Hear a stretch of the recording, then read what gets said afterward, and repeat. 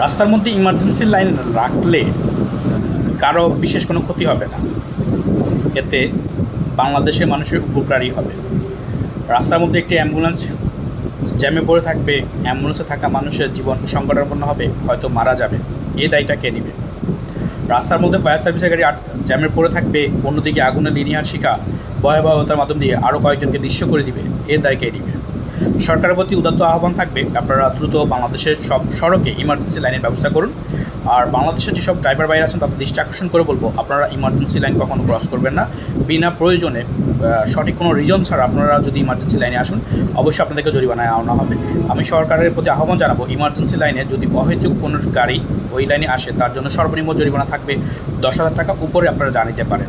তাহলে হয়তো ইমার্জেন্সি লাইনে আমার ড্রাইভার ভাইয়েরা গাড়ি কখনো আনবে না বিনা কারণে। তো ইমার্জেন্সি লাইনটি সবারই প্রয়োজন। আমি বাংলাদেশের একজন সাধারণ নাগরিক হিসেবে সরকারের কাছে উদাত্ত আহ্বান জানাবো, আপনারা দ্রুত ইমার্জেন্সি লাইনের ব্যবস্থা করুন, মানুষের জীবনের নিরাপত্তা, জানের নিরাপত্তা প্রদান করে সহায়তা করুন।